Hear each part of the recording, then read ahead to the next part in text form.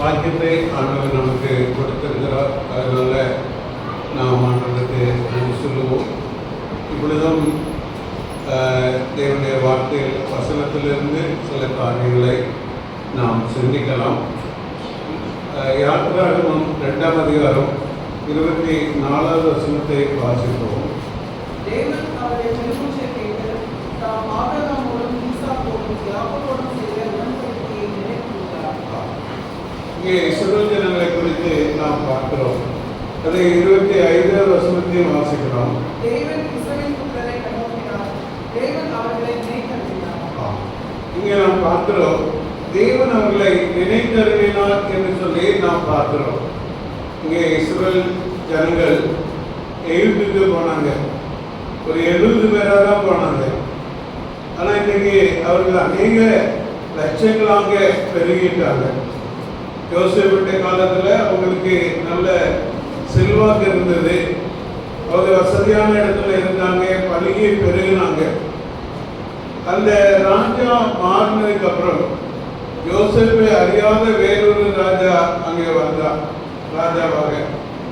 அப்ப இஸ்ரவேல் ஜனங்கள் அதிகமாய் பழகி பெருகி இருக்கிறார்கள்.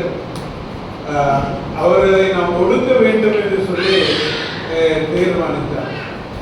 இப்போ கூட பார்க்கிறப்ப துபாய், அபுதாபி இந்த நாடுகளில் தேர்தல் அப்படின்னு வச்சோன்னா இந்திய மக்கள் தான் வருவாங்க.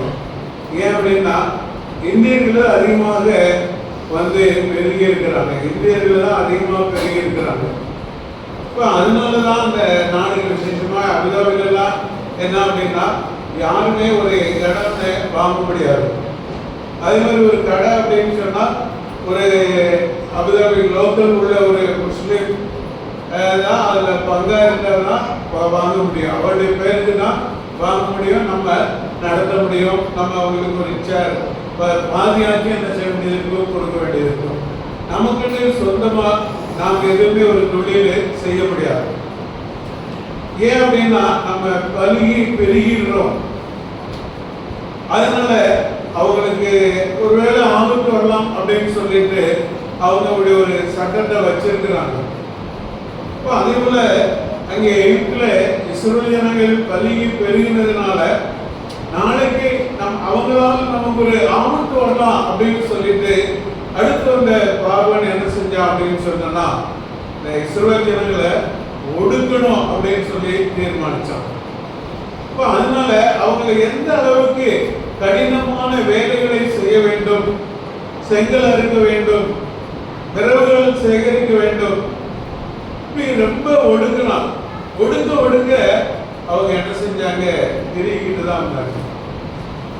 அதே போலதான் நம்ம நாட்டில் கூட கிறிஸ்தவங்களை குறித்து சொல்லுகிற சமயத்தில் என்ன சொன்னாங்க அப்படின்னு சொன்னா, நேரு அப்படின்னு நான் நினைக்கிறேன், கிறிஸ்தவங்களை ஒடுக்காதீங்க. ஒடுக்குனீங்கன்னா மூட்டைப்பூச்சி மாதிரி, மூட்டைப்பூச்சி நசுக்க அது என்ன செய்யும், அதிகமாக பெருகிட்டு வரும்.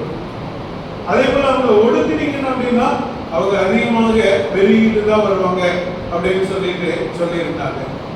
அப்போ அதே போல இஸ்ரவேல் ஜனங்களை ஒடுக்க அவங்க அதிகமாக தான் பெருகிட்டு வந்தாங்க.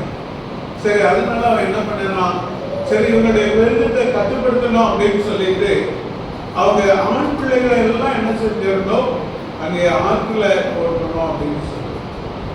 எவ்வளவு ஒரு கடினமான ஒரு சட்டம் இல்லையா? எப்படி நம்ம பிள்ளையை எடுத்து அவங்கள ஆற்றுல எப்படி போட முடியும் இல்லையா?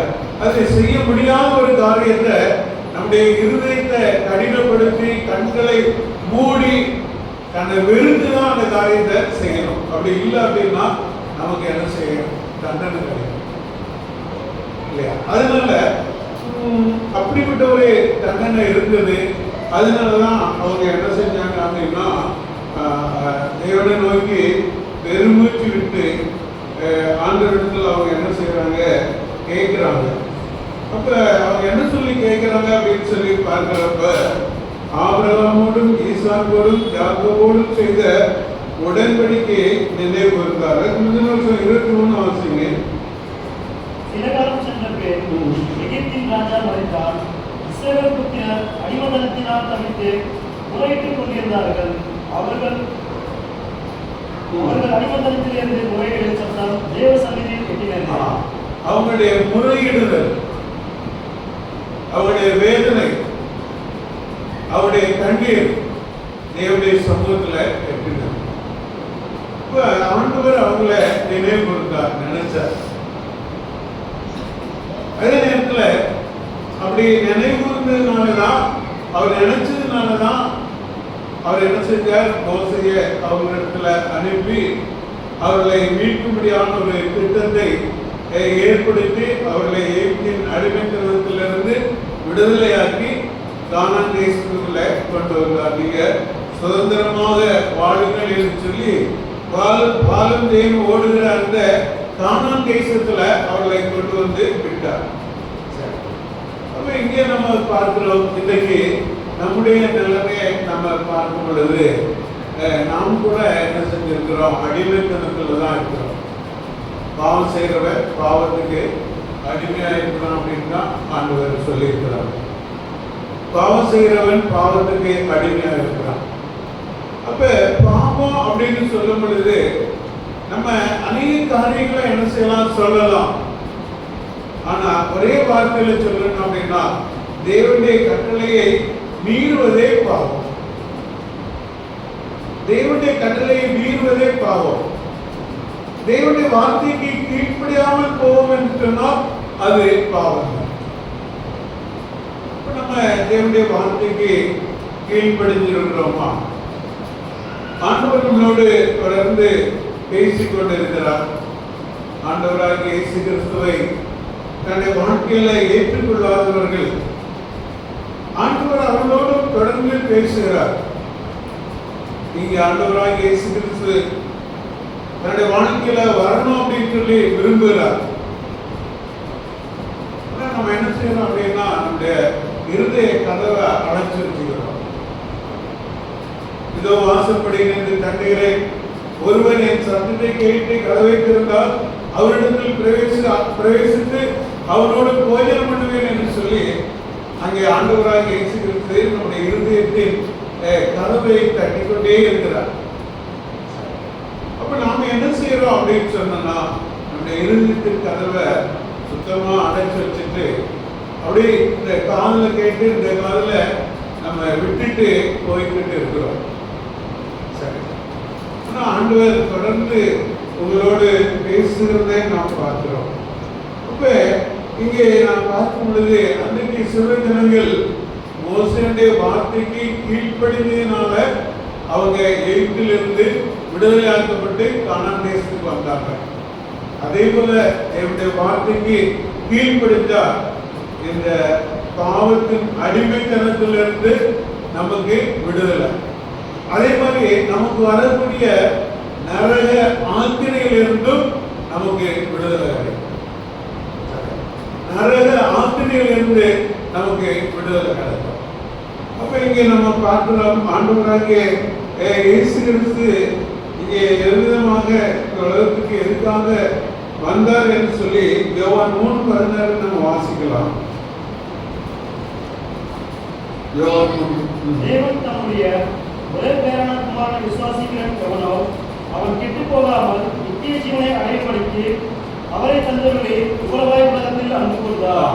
இங்கே நாம் பார்க்கிறோம், தேவன் தம்முடைய ஒரே பேரான குமாரனாகிய இயேசு கிறிஸ்துவை விசுவாசிக்கிறவன் எவனோ அவன் கெட்டு போகாமல். அப்ப ஆண்டவராகிய இயேசு கிறிஸ்துவை நாம் நம்பி ஏற்றுக்கொள்ளும் பொழுது நம்ம கெட்டு போறதே இல்லை.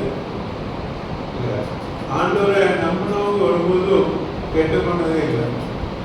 அப்ப ஆண்டவரை ஏற்றுக்கொண்டவங்களும் கெட்டு போனதே கிடையாது. அவங்களுடைய வாழ்க்கையில அவரை நான் ஏற்றுக்கொண்டேன் அதனால கெட்டு போயிட்டேன்னு சொல்றதுக்கு ஒன்றுமே இல்லை. ஒருவேளை ஏற்றுக்கொண்டேன்னு சொல்லி அவருடைய வார்த்தைக்கு கீழ்ப்படியாமல் இருந்தா ஆண்டவர் அவங்களை சிக்ஷிக்கலாம், கண்டிக்கலாம், மறுபடியும் மனம் திரும்புவதற்காக. ஆனா அவங்க கெட்டு போகிறதே இல்லை.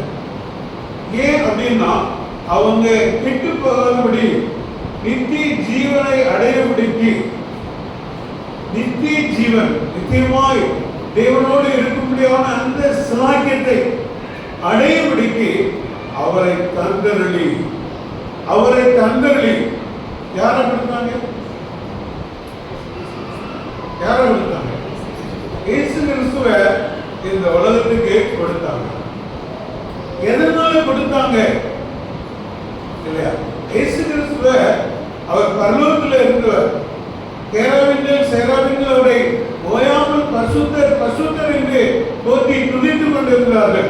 துதிகள் மத்தியில் வாசமாய் இருந்தவர். ஆனா அவரை என்ன செஞ்சாங்க?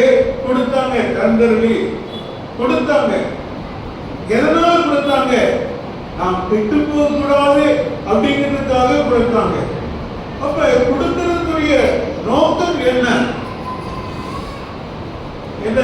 எதனால கொடுத்தாங்க சொல்லலாங்க? எதனால கொடுத்தாங்க?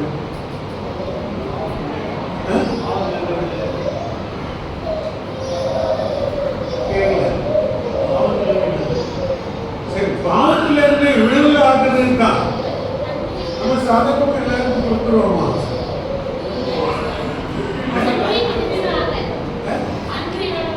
அன்பினால அதெல்லாம் பின்னாடி பார்க்கிறோம். தந்தருளி இவ்வளவாய் உலகத்தில் அன்பு கூர்ந்தார். அப்ப நம்ம மேல வச்ச அன்பினால் தான் அவர் என்ன செஞ்சாங்க? தன்னுடைய குமாரனையே கொடுத்தாங்க. அப்ப அவர் மேல வச்ச அன்பு எவ்வளவு பெருசு பார்த்தீங்களா? இல்ல, தன்னுடைய குமாரனிலும் மேலாக அவர் நம்மை நேசித்தார். பொதுவாக நம்ம பிள்ளைகளை விட அடுத்த பிள்ளைகளை அதிகமாக நேசிக்க மாட்டோம். சொல்லலாம், நேசிக்கும் அப்படின்னு சொல்லலாம். ஆனா உண்மையா பார்க்கிறப்ப நம்மளுடைய பிள்ளைகளை தான் அதிகமா நேசிக்கும். ஆனா தேவன் என்ன செஞ்சாங்க? தன்னுடைய குமாரனின் மேலாக அவர் நம்மிடத்துல அன்பு கொடுத்தாங்க. அவர் நம்மிடத்துல அன்பு கொடுத்ததுக்கு நம்மிடத்துல என்ன இருந்தது? இஸ்ரவேல் ஜனங்களுக்காச்சும் ஆபிரகாம், ஈசாக்கு, யாக்கோபு இவங்களுக்கு ஆண்டவர் வாக்குத்தத்தம் பண்ணி இருந்தாங்க. உன்னுடைய கணத்தை கடற்கரை மணலத்திலாகவும் வானத்தின் நட்சத்திரங்களை போலவும் நான் ஆசீர்வதிப்பேன் அப்படின்னு சொல்லி ஆண்டவர் வாக்கு பண்ணி இருந்தாங்க, உடன்படிக்கை பண்ணி இருந்தாங்க. அதனால அவங்களை எகிப்தின் அடிமைத்தனத்திலிருந்து அவங்களை மீட்டு கானான் தேசத்துக்கு கொண்டு வந்தாங்க. ஆனா நம்மள அன்பு கூறுவதற்கு நம்மிடத்துல என்ன இருந்தது? ஆண்டவர் ஏற்கனவே நம்மளோட உடன்படிக்கை பண்ணியிருக்காங்களா? அல்லது நம்முடைய முற்பிதாக்களுக்கு வாக்குத்தத்தம் கொடுத்திருக்கிறாங்களா? ஏதாச்சும் உண்டா? இல்லவே இல்லை. ஏன்னா நம்ம துறைதாரியார், அவங்க சொந்த ஜனம் இல்லையா? அப்ப அதனால எந்த விதமான ஒரு வாக்குத்தத்தமும் நமக்கு கிடையாது. இன்னும் சொல்ல போனா நாம் தேவனுக்கு சத்துருக்களாக இருந்தோம். தேவனுக்கு சத்துருக்களாக இருந்தோம். தேவன் அற்றவர்களாக இருந்தோம். ஏன்னா தேவன் இல்லாததை தேவன் என்று நினைத்து அதற்கு ஆராதனை செய்து கொண்டு இருந்தவர்களாக இருந்தோம். இன்னும் எபேசியர்ல நாம் 2:1 வாசிக்கும் பொழுது பாவத்திலும் அக்கிரமங்களிலும் மரித்தவர்களாக இருந்தோம். பாவத்தில் செத்து போய் கிடந்தோம்.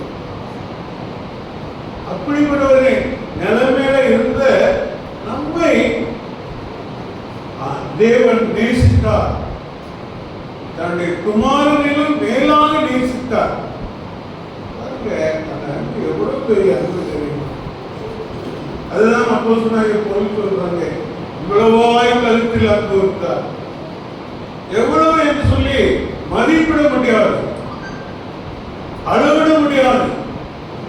அவ்வளவாக ஆண்டவர் நம்ம மேல நேசித்தார். நேசிக்கிறதுக்கு நம்ம என்ன இருக்கு? ஒன்றுமே இல்லை. உண்மையே இல்லை. அப்படி நேசித்த ஆண்டவரை நம்ம ஏற்றுக்கொள்கிறோம் இல்லையா? அப்படி நேசித்த ஆண்டவரை நம்ம ஏற்றுக்கொள்கிறோமா இல்லையா? அந்த குமாரனை தந்தரில் இவ்வளவாய் உலகத்தில் அன்பு கொண்டார் இல்லையா? இவ்வளவு அப்படின்னு சொல்ல முடியாத அளவுக்கு ஆண்டவர் நம்மளை நேசிக்கிறார். ஏற்றுக்கொண்டாதவர்களை இன்னமும் நேசிக்கிறார். அடுத்து யோவான் 3:17 வாசிக்கிறோம்.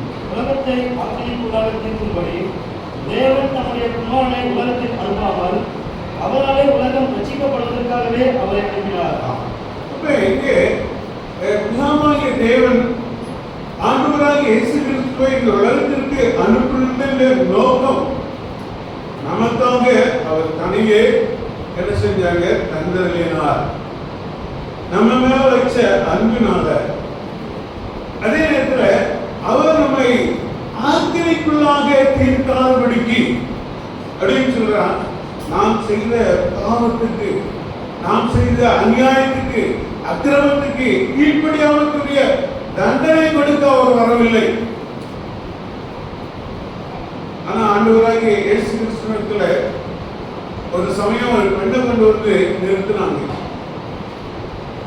நிறுத்தி இவளை நாங்க உபச்சாரத்துல கையும் களவுமாக பிடிச்சோம் அப்படின்னு சொன்னாங்க.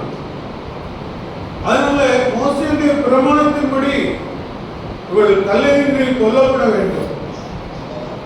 ஆனா நீர் என்ன சொல்லுகிறீர்? நீர் நியாயம் தீர்ப்பதற்கு வந்தார் என்று சொல்லாமல் அவர் நான் ரட்சிக்கவே வந்தேன் என்று சொல்லி ஆண்டவராகிய இயேசு கிறிஸ்து சொன்னதுனால இப்ப என்ன சொல்லுவார்? இவர் நியாயம் தீர்ப்பாரா அப்படின்னு சொல்லிட்டு எதிர்பார்த்தாங்க. அதுல நீங்க என்ன சொல்லுகிறீர்? அப்ப ஆண்டவராகிய இயேசு கிறிஸ்து ஏதாவது ஒரு தண்டனை சொல்லுவாங்க அப்படின்னு சொன்னா நீ ரட்சிக்க வரல, நியாயம் தீர்க்கதான் வந்தீர் அப்படின்னு சொல்லி அவர் மேல குற்றம் சாட்டலாம் அப்படிங்கிறதுக்காக கொண்டு வந்தார். இப்போ ஆண்டவராகிய இயேசு கிறிஸ்து அமைதியா இருந்தாங்க. மறுபடியும் என்ன சொல்லுங்க அப்படின்னு சொல்லி தொந்தரவு பண்ணாங்க. இப்போ ஆண்டவராகிய இயேசு கிறிஸ்து சொன்னாங்க, உங்களில பாவம் இல்லாதவன் இவன் மேல் கல்லறிய கடவுள் என்று சொன்னாங்க. போய் சொல்லிட்டு கொஞ்ச நேரம் குழந்தைய நிறைய எழுதிட்டு இருந்தாங்க. கொஞ்ச நேரம் நிமிர்ந்து பார்த்தா ஒருத்தர் கூட இல்லை. எல்லாரும் அவருடைய இருதயத்துல குத்தப்பட்டவர்களாக நான் ஒரு பாவி என்பதை உணர்ந்து எல்லாருமே போயிட்டாங்க. இந்த பெண் மட்டும் நிற்கிறாங்க. ஆண்டவராக இயேசு கிறிஸ்து அவரை பார்த்து கேட்டாங்க, யாருடைய நியாயம் தீர்க்கலையா அப்படின்னு சொல்லி கேட்டாங்க. இல்ல ஆண்டவரே அப்படின்னு சொன்னாங்க. நானும் உன்னைய நியாயம் தீர்க்கல, நானும் உனக்கு உன்னை நியாயம் தீர்க்கல, இனி நீ பாவம் செய்யாத. இப்ப ஆண்டவராக இயேசு கிறிஸ்து நியாயம் தீர்க்கிறதுக்கு வரல, ஆனா நம்மளை மீட்கிறதுக்காக தான் வந்தார். அத தன்னுடைய வாழ்க்கையில நிரூபித்து காண்பிச்சாங்க. நம்மளை மீட்கிறதுக்காக தான் வந்தேன், உங்களை விடுவிக்கிறதுக்காக தான் வந்தேன், உங்களுக்கு நித்திய ஜீவனை கொடுக்கிறதுக்காக தான் வந்தேன். அங்க என்ன பார்க்கிறோம் அப்படின்னா, உலகத்தை ஆக்கிரமிப்பாக தீர்க்க ஆண்டவராக இயேசு கிறிஸ்து அனுப்பாமல் அவராலே உலகம் ரட்சிக்கப்படுவதற்காகவே வந்தார். ஆக்கினைக்குள்ளாக தீர்க்க வரல, நீங்க ரட்சிக்கப்படணும். நீங்க பாவத்தின் அடிமைத்தனத்திலிருந்து விடுதலை பெற வேண்டும், தேவனுடைய பிள்ளையாக மாற வேண்டும். அதுதான் நாங்க சொல்லிக்கிட்டே இருக்கோம். ஏற்றுக்கொள்ளாதது கொஞ்சம் யோசிப்பாங்க. ஆண்டவர் எவ்வளவு எவ்வளவு அன்பு வந்தார், என் மேல எவ்வளவு பிரியமா இருக்கிறார். எனக்காக தன்னுடைய குமாரனே, ஒரே குமாரனே கொடுத்து எதுக்காக கொடுத்தாருங்கிறத நம்ம பார்க்கணும். அப்ப தன்னுடைய ஒரே குமாரனே உலக கொடுத்து என் மேல அன்பு வச்சிருக்கிறார் அப்படின்னு சொன்னான். நான் அவரை நேசிக்க வேண்டாம், நான் அவர் மேல பிரியமா இருக்க வேண்டாமா அப்படின்னு சொல்லி யோசிப்பாங்க. அப்புறம் ரோமர் 8:3 வாசிங்க.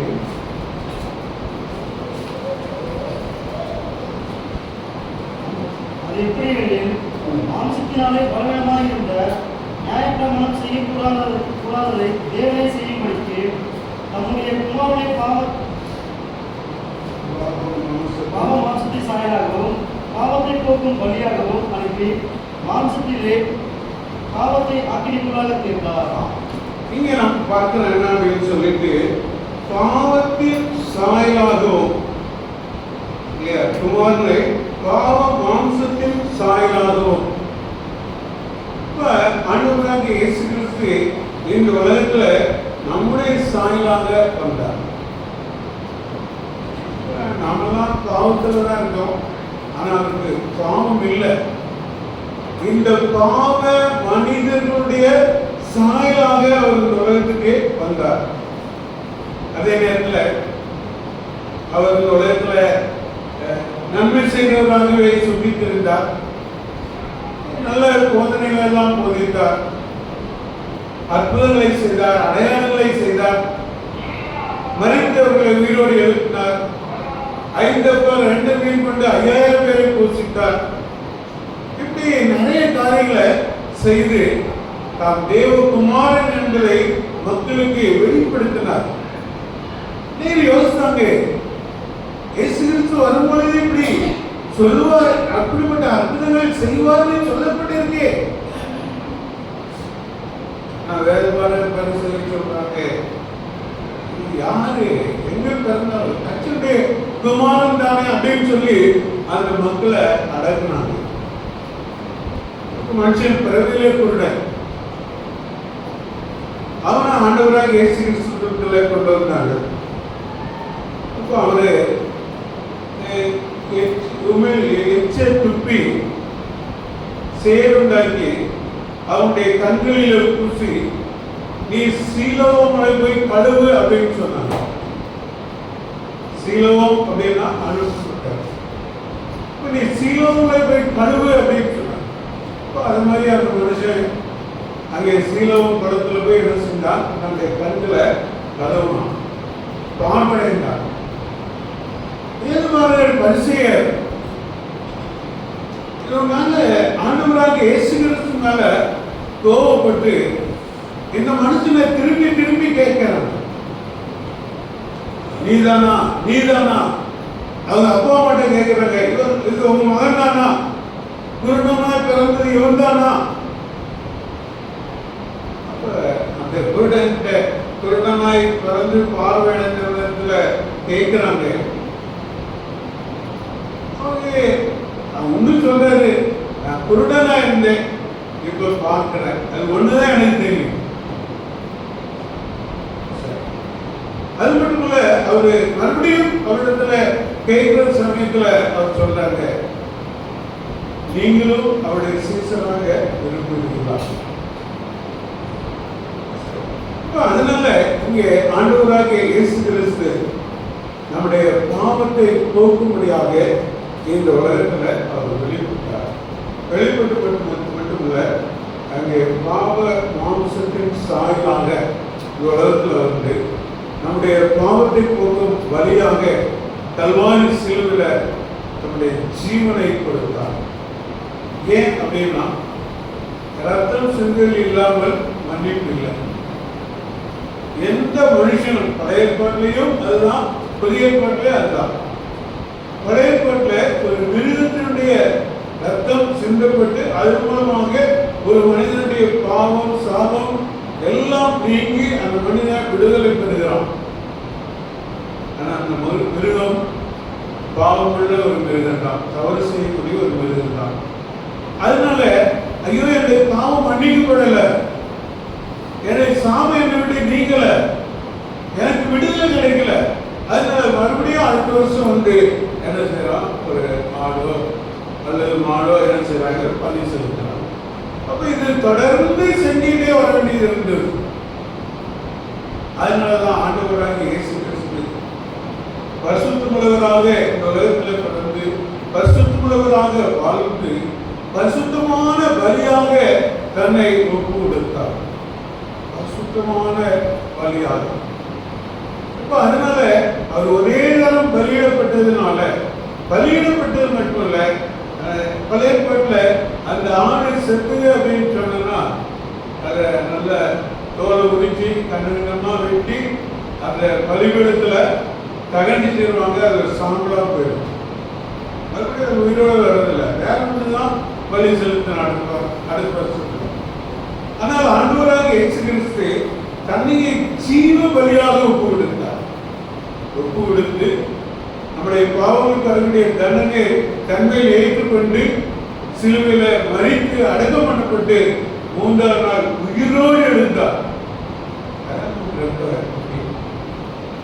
இந்த உலகம் என்ன சொல்லுது அப்படின்னு சொன்னா, அவர் உயிரோடு எழுந்தது தான் மறைக்குது. இந்த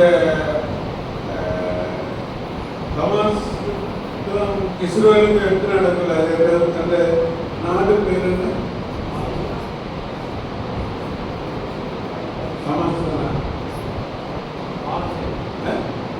பாலஸ்தீனம். அது ஹமாஸ் அப்படின்னு ஒரு பகுதியை தான் அவங்க அறிவிக்கிறாங்க. அப்ப ஒரு நியூஸ்ல போடுறாங்க, இந்த மாதிரி ஹமாஸ் வந்து ஒண்ணுமில்லாம போயிடும் அப்படின்னு சொல்லி பைபிள்ல சொல்லியிருக்கு. இன்னைக்கு இஸ்ரேலர் அதை முற்றிலுமாக அழிச்சு ஒண்ணுமில்லாம ஆக்கியிருப்பாங்க. இன்னைக்கு அதுதான் நடந்துகிட்டு இருக்குது. அப்ப பைபிள்ல சொன்ன இந்த வார்த்தை நிறைவேறிக்கிட்டு இருக்கு. அத பைபிள்ல சொன்ன கதை இப்ப நடக்குது. கதைன்றது ஏன் பைபிள்ல சொன்ன வார்த்தை இன்னைக்கு நிறைவேறிக்கிட்டு இருக்கு, நடந்துகிட்டு இருக்குன்னு அப்படின்னு சொல்லிடலாம் இல்லையா? அது ஒரு கதை அப்படின்னு தான் சொல்றாரு. உலகம் அதை மறைக்குது இல்லையா? ஆண்டவரை யாராலையுமே மறைக்க முடியாது. அதனால ஆண்டவராகிய இயேசு கிறிஸ்து 3ஆம் நாள் உயிரோடு எழுந்தார். இன்னைக்கு அவர் உரைத்த வாக்குத்தத்தங்கள் எல்லாம் நிறைவேறிக் கொண்டு இருக்கிறது. அதனால அவருடைய ரத்தத்தினால நம்முடைய பாவம் மன்னிக்கப்படுகிறது. அவருடைய ரத்தத்தினால நம்முடைய பாவம் மன்னிக்கப்படுகிறது. இயேசு கிறிஸ்துவின் ரத்தம் சகல பாவங்களை நீக்கி நம்மை சுத்திகரிக்கிறது. இந்த ஆண்டவராகிய இயேசு கிறிஸ்துவை நம்முடைய வாழ்க்கையில ஏற்றுக்கொள்ளும் பொழுது நாம் பாவத்திலிருந்து விடுதலைப்படுவோம். எப்படி அன்னைக்கு சில ஜனங்கள் அவருடைய கூப்பிடல ஆண்டவர் என்ன செஞ்சாங்க, கேட்டாங்க, அவங்களை கண்ணோக்கி பார்த்தாங்க, அவங்களுக்கு விடுதலை கொடுத்தாங்க. அதே போல உங்களுடைய வாழ்க்கையில நீங்க அநேக கஷ்டங்களை அனுபவிச்சுக்கிட்டு இருக்கலாம், அநேக பிரச்சனைகளை அனுபவிச்சுக்கிட்டு இருக்கலாம், வாழ்க்கையில போராடிக்கிட்டு இருக்கலாம். விடுதலை இல்லையா, இதுதான் என்னுடைய வாழ்க்கையா அப்படின்னு சொல்லி நீங்க நினைச்சுக்கிட்டு இருக்கலாம். ஆண்டவராகிய இயேசு கிறிஸ்து உங்களுக்கு விடுதலை கொடுத்தார். இஸ்ரவேல் ஜனங்களுக்கு விடுதலை கொடுத்த தேவன் உங்களுக்கும் விடுதலை கொடுத்தார். இஸ்ரவேல் ஜனங்கள் நம்பினாங்க, அதை விட்டு பிரயாணம் பண்ணி வந்தாங்க, அவங்களுக்கு விடுதலை கிடைச்சது. நம்பி கீழ்ப்படித்ததுனால நீங்களும் இந்த ஆண்டவராகிய இயேசு கிறிஸ்து மேல் நம்பிக்கை வைத்து அவருக்கு உங்களுடைய வாழ்க்கையை ஒப்பு கொடுத்து அவருடைய வாழ்க்கையில ஏற்றுக்கொள்வீங்க அப்படின்னு சொன்னா உங்களுடைய வாழ்க்கையிலையும் நீங்க விடுதலை பெறுவீங்க, ஆசீர்வதிக்க. அதனால ஆண்டவராகிய இயேசு கிறிஸ்துவை ஏற்றுக்கொள்ளாதவங்க ஏற்றுக்கொள்ள முடியாத உள்ள ஏற்றுக்கொள்கிறார். அதே மாதிரி ரோமர் 8:33 வாசிங்க. தேவன் தெரிந்து கொண்டவர்கள் மேல் குற்றம் சாட்டுகிறவன் யார்? தேவனே அவர்களை நீதிமான்களாக்குகிறவர். அடுத்து நம்ம ஆண்டவரை ஏற்றுக்கொண்டவங்களை ஆண்டவர் என்ன செஞ்சிருக்கிறாங்க, நீதிமான்களாய் மாற்றிருக்கிறாங்க, நீதிமான்களாய் மாற்றிருக்கிறாங்க. சரி, அப்ப ஆண்டவருடைய பிள்ளைகளா இருக்கிறவங்க அடுத்து இன்னைக்கு இந்த ஆண்டவராகிய இயேசு கிறிஸ்துவை தன்னுடைய வாழ்க்கையில ஏற்றுக்கொள்கிறவங்க நீதிமான்கள் இல்லையா? இயேசுவில் இப்படி ஒரு வசனம் இருக்கு, அவர் நமக்கு ரட்சிப்பின் வஸ்திரத்தை உடுத்தி நீதியின் சார்மையை பொறுக்கிறார். அப்ப நம்முடைய அந்த பாவத்தை மூடுறாங்க, நீதிமான் அப்படிங்கிற அந்த சார்மையை நமக்கு கொடுத்து நம்முடைய பாவத்தை மூடுறாங்க. அதான் சங்கீதக்காரர் சொல்லும் பொழுது, எவனுடைய பாவங்கள் மூடப்பட்டதோ அவருடைய அக்கிரமத்தை கர்த்தர் எண்ணாதிருக்கிறாரோ அவர் பாக்கியவான். எனக்கு ரொம்ப பிடிச்ச வசனம், எனக்கு ரொம்ப பிடிச்ச வசனம். நான் அடிக்கடி இதை சொல்லிதான் ஜெபம் பண்ணுவேன். ஏன்னா என்னுடைய வாழ்க்கையில நடந்த நாட்களில அன்புக்கு பிரியமாக அநேக காரியங்கள் இருந்துச்சு. ஆண்டவரால் என்னாலும்படிக்கு என்னை மீட்டுக் கொண்டு நீதிமான் என்கிற சால்வையை போட்டிருக்கிறார். அதனால என்னை பார்க்கிறப்ப அவர் நீதிமான் அப்படின்னு சொல்றார். அதே போல ஆண்டவர் நம்மளை நீதிமான்களாக மாற்றியிருக்கிறார். அதனால என்ன சொல்லி பார்க்கிறோம் அப்படின்னு சொன்னா, குற்றம் சாட்டுகிறவன் யார்? நம்ம குற்றம் சாட்டுகிறவன் யாரு?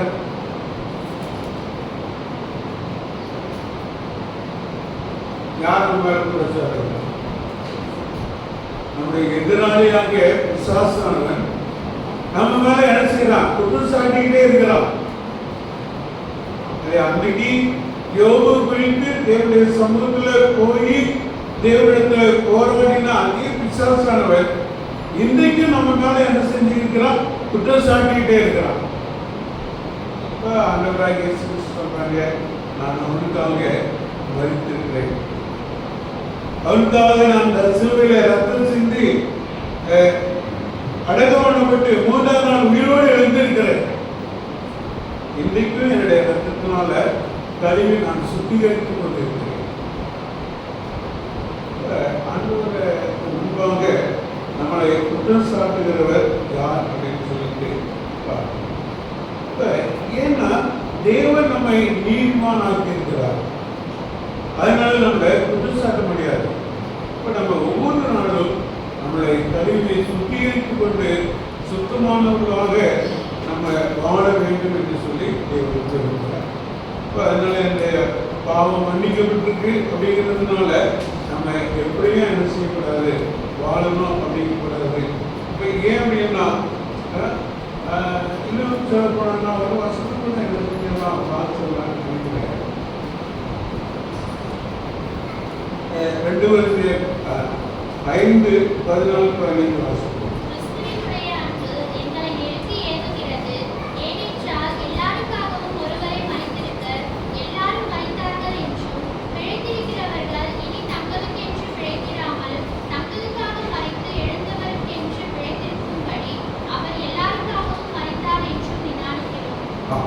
இங்கே நாம் பார்க்கிறோம் என்னன்னா, கிறிஸ்துவின் அன்பு எங்களை நெருக்கி ஏவுகிறது. இல்ல நெருக்குதா, ஏவுதா?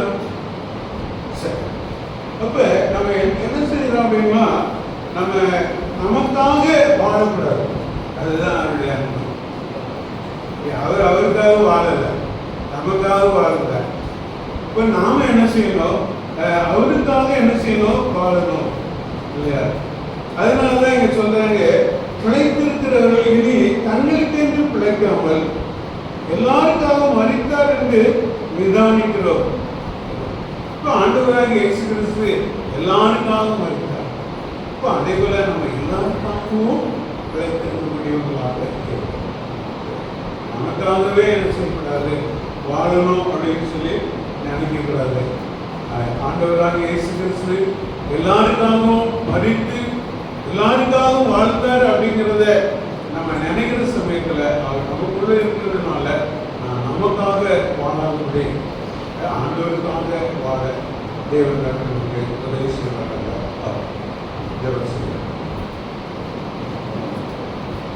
எங்களை நேசிக்கிறீங்க நல்ல ஆண்டவரே. இந்த அருமையான இரவில் நன்றியோடு நாங்கள் உண்மை துதிக்கிறோம், ஸ்தோத்திரிக்கிறோம். இப்பொழுதும் ஆண்டவரே நாங்கள் ஆண்டவருடைய பிள்ளைகளாக, ஆண்டவரை ஏற்றுக்கொள்ளாதவர்களாக நாங்கள் புதிய சமூகத்தில் வந்திருக்கிறோம். ஆண்டவரே உடைய வசனத்தின் மூலமாக நீங்கள் பேசியிருக்கிறீர். என்னுடைய நிலத்தை நாங்கள் யார் என்பதை எங்களுக்கு காண்பித்து எங்கள் மேல் தேவன் எப்படி அன்பு கொண்டார், அவருடைய குமாரனிலும் மேலாக எங்களை அன்பு கொண்டார். அதனால எங்களை மீண்டும்படியாக அவருடைய குமாரனை அனுப்பினார். எங்களை நியாயமீட்டது அல்ல, எங்களை மீட்டும்படியாக, எங்களுக்கு விடுதலை கொடுக்கும்படியாக, எங்களுடைய பாவ வாழ்க்கையிலிருந்து விடுதலை கொடுக்கும்படியாக ஆண்டவராகிய இயேசு கிறிஸ்து உலகத்தில் பாவ மாம்சத்தின் சாயலாக இந்த உலகத்தில் மனிதனாக பாவம் இல்லாதவராக பரிசுத்தமுள்ளவராக இந்த உலகத்தில் மனிதனாக அவதரித்தார். எங்களுடைய பாவத்துக்குரிய தண்டனை அவருடைய சரீரத்தில் ஏற்றுக்கொண்டு கல்வாரி சிலுவையில் கொடுத்தார், அடக்கம் பண்ணப்பட்டார், 3 நாள் உயிரோடு இருந்தார். அவருடைய குமாரனை கொடுத்து எங்களுக்கு இவ்வளவாக அன்பு கொண்டார் என்றார். ஆண்டவராக இயேசு கிறிஸ்து என்னுடைய பாவத்துக்காக மரித்து அடக்கம் பண்ணப்பட்டு 3ஆவது நாள் உயிரோடு எழுந்தார். அதனால் அதை ஏற்றுக்கொள்ளும் பொழுது என்னுடைய பாவத்திலிருந்து எனக்கு விடுதலை கிடைக்கிறது, நித்திய ஜீவன் கிடைக்கிறது, நான் தேவனுடைய பிள்ளையாக மாறுகிறேன் என்று சொல்லி நம்பி ஏற்றுக்கொள்ள முடியாத சாதித்தார். ஆண்டவருடைய பிள்ளைகளாக நாங்களும் ஆண்டவர் எங்களை நீதிமான்களாக மாற்றிருக்கிறார். நீதியின் சாமி எங்களுக்கு தரித்திருக்கிறார். அதனால எங்களை குற்றம் சாட்டுகிறவர் குற்றம் சாட்ட முடியாது. ஏன்? தேவனே எங்களை நீதிமான்களாக மாற்றினார்.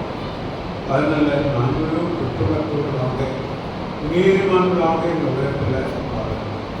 அது மட்டுமல்ல, நாங்கள் எங்களுக்காக வாழாத முடிக்கு எங்களை வீட்டை எங்களுடைய ஆண்டவருக்காக நாங்கள் வாழ வேண்டும் என்று சொல்லி ஆண்டவர் விரும்புகிறார். அமிதமாக வாழ ஆண்டவராக இயேசு கிறிஸ்துவின் இனிய நாமத்தில் உடைய சமூகத்தில் வேண்டிக் கொள்கிறோம் நல்ல பிதாவே. ஆமென். என் ஆத்மாவே கிறிஸ்துவை என் உலகமே கிறிஸ்து நாமத்தை ஸ்தோத்திரி. என் ஆத்மாவே கிறிஸ்துவை அவர் செய்த சகல உபகாரங்களையும் மறவாதே. ஆமென்.